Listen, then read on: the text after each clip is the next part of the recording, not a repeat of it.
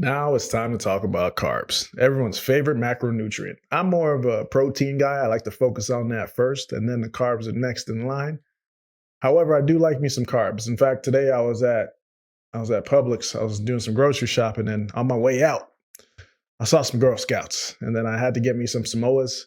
Those are my favorite Girl Scout cookies. And if you like any other one, that's cool. But Samoas are the top of the list for me. So if you ever want to sabotage my progress and make sure I don't see abs, and also provide me with a gift that I will thoroughly enjoy, just get me some Samoa cookies because it's my kryptonite. So let's go into talking about carbs. So carbs essentially provide the body with glucose, which is converted into energy to help you support your bodily functions and your physical activity. And that's why they're so important. Now there's different types of carbs. You have the simple carbs and then you have the complex carbs. So the simple carbohydrates, these are more easily processed molecules. They're known as mono or disaccharides, and they contain either one sugar molecule or two sugar molecules that are linked together. Then you have the complex carbohydrates, which are called polysaccharides, since they have more than two sugar groups, because it's like mono, di, and then poly. And they're just longer chains of essentially sugar molecules that take a little bit longer to break down. All carbohydrates we consume are digested into monosaccharides or simple sugars before they're absorbed by the body, regardless of whether the food source is a simple sugar cube or a high fiber, low glycemic index bowl of oatmeal. It's just that the healthier carbs are digested and absorbed much slower, while the non-healthy carbs are digested very quickly. So a lot of people seem to have this misnomer that because they're eating vegetables or pasta, they're not eating sugar. All of that still turns into sugar. That's how your body processes it. So carbohydrates are essentially sugar. Like I mentioned earlier, carbohydrates are your primary source of immediate energy for most of your cells in your body. And once broken down and absorbed, these monosaccharides or sugars, they go to your liver to fill up your energy stores. And after that, they're going to enter the bloodstream and venture out to different cells in your body. And this is when insulin is released to handle the sugar load on your body. Your body's going to sense that, hey, your blood sugar is a little elevated, homie. We got to do something about this. So after insulin rises, it's going to tell certain cells of your body to snatch up that sugar that's floating so freely around. And that's going to allow as you can see right here, here's a muscle cell. This is the insulin. This is insulin being released from your pancreas because it sensed it in the bloodstream. And then here you'll see insulin's going to stimulate the glucose uptake in the skeletal muscle. So then you're going to store any excess sugar in your muscle. And then what happens is your blood sugar comes back down. After your blood sugar comes back down, your insulin levels come back down. That is how your body works. So different people are going to have a different response to how they handle carbs. They're going to be, some are more carb tolerant than others. However, your diet and the type of carbs that you choose also plays a huge role in this. And that's why it's often using something like a continuous glucose monitor for a little bit will help you learn how your body responds to different types of carbohydrates. And I've done that with myself a couple of times. It's very interesting. So I do recommend trying it, even if you're not a type 1 or type 2 diabetic. Either way, whenever your diet consists of simple sugars and refined carbohydrates, which your body can break down really quickly, like you drink orange juice, you're going to notice elevations in your blood triglyceride levels, your bad cholesterol, and your insulin resistance if you do this for long enough. Okay, so that's why you need to be sensitive to how many carbs you're putting in your body. In comparison to when you're having simple sugars, when you're having complex carbohydrates from things like your veggies, your fruits, and your whole grains, there's a much slower rise in your blood sugar because it takes you longer to process these foods because you have fiber in your system. And these types of food can actually help with your insulin sensitivity, your energy levels, your body composition. So eating unrefined, unprocessed, complex carbs will actually be able to reduce a lot of people's triglycerides and improve their cholesterol profile. So that's why saying all carbs are bad is kind of a dumb statement because that's not accurate, all right? The problem is when people think of carbs, they're really thinking of chips, pastries, candies, and sodas, and they're forgetting that carbs are in broccoli and a carrot and even like a mushroom. So like all carbs are not created equal. So how many carbs should you consume? This might be a controversial statement, but it shouldn't be. Carbs are not essential. Does that mean you shouldn't eat them? No, but your body can produce them. Unlike with some proteins, you have essential amino acids, you have essential fats. You do not have essential carbohydrates. Your body will be able to produce carbohydrates whether you eat them or not. It's called gluconeogenesis. Now, there are a lot of other things attached to carbs that are very beneficial, some vitamins and minerals, if you're eating the right type. There's no vitamins and minerals coming from your sour gummy worms, and getting vitamin C from orange juice is not a good reason to drink it. The amount of carbohydrates that you should consume depends on your body size and your activity level, and here's a little chart, and it shows essentially that the longer you train for, so here's a little chart that kind of shows as you train longer, so as your exercise duration goes up, you're going to need to add more carbs to your diet to perform at a high level. Unless you're someone that's typically used to training fasted or in a fat adapted state, then you probably don't need as many carbs to feel great. But for most people that don't do that, you're going to need to intake some carbs. So glucose that's not immediately needed to be used as energy can be stored in your liver and your muscles as glycogen, which are long chains of glucose, similar to like starch in food. However, there is a limit to how much can be stored, and that's why I put this down here. All right, so as you can see, you can store about 4 grams in your bloodstream, which you're not really storing. This is kind of floating around in your bloodstream. You have 100 grams that can be stored in your liver, and you have 400 grams that are going to be stored in your muscles.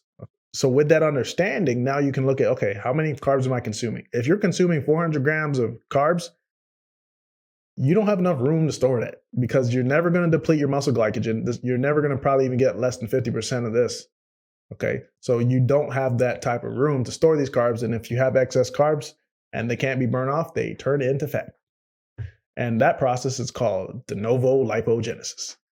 So some people that might say that de novo lipogenesis is not really a concern. Most of your fat comes from fats. And yes, most of the fat on your body is coming from fat in your face. Okay, fat that you put in your mouth. However, the more insulin resistant you are, the more type 2 diabetes you got, the more glucose intolerant you are, the greater your rate of de novo lipogenesis, which is turning carbs into fat. Okay, and that is going to lead to fatty liver. And you do not want that because you need your liver, so do not damage it by over consuming your carbs. And you can see the difference between these two. This is a normal liver, which shows 10% of the liver fat is being derived from their carbohydrates, versus you see this non-alcoholic fatty liver from an obese individual, it's over twice the amount. Not everyone should have the same carb restriction for optimal health. Some people are just different. We got different genetics, we got different body compositions. So if you're more physically active and your weight's not out of control, you don't really need to probably restrict your carbs at all, because what you're doing has been helping you, especially if you're someone that's choosing minimally processed sources most of the time. Now, if you're just skinny but you're drinking juices all the time, I'm sorry, you're still probably not that healthy. Look at your blood work. However, for most people with a range of health issues, whether it's some heart disease, diabetes, hypertension, it's probably good to lower your carbs a little bit and be very carb conscious. Okay. And what I would recommend for most people in that scenario is to try to keep the amount of grams of carbs you consume per meal to less than 30 grams. Okay, start there. If you can stay under that parameter for most people, a lot of the conditions that you're getting from over consuming carbs will probably reverse themselves. And then if you're someone that wants to reverse your type 2 diabetes a little bit faster, you can drop your carbs even more. And the reason being is, like I mentioned, you only can store 100 grams inside of your liver, and your liver donates your sugar to different parts of your body. Your muscles do not do that. So if your muscle glycogen is full because you're not training and you're eating carbs all the time, and your liver glycogen is full and doesn't have that much room, you're going to start turning a lot of that excess sugar into fat. And when you stop the ability to do that, now your blood sugar is going to rise. If your blood sugar rises chronically above this 4 grams, it's supposed to be 4 grams. It's not that high, right? It's like it's like a teaspoon or a tablespoon. All right. If that rises, you can die. There's something called DKA, diabetic ketoacidosis, and these individuals have blood sugar ranges in the 4, 5, 600s. It's not healthy. It can put you into a coma, and your body's fighting so hard to keep your blood sugar down. So that's why it turns some of the excess sugar into fat. Okay, and then if you keep ignoring it, your blood sugar rises. And when your blood sugar is high, it's going to damage all your blood vessels.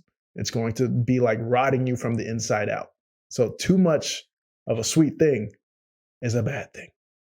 Do you need to eat a minimum amount of carbs? So I mentioned earlier, the answer to that question is no. When you restrict your carbs, your body's going to switch to using fat primarily for energy. It's going to create things called ketones, and rather than using sugar as its main energy source. And a lot of people are using that type of diet pattern in order to improve their insulin sensitivity, reduce their diabetes, reduce their high blood sugar, reduce their insulin resistance. So that is a protocol that is very beneficial for a lot of people. Is it mandatory? No, but some people love living like that, and that's fine.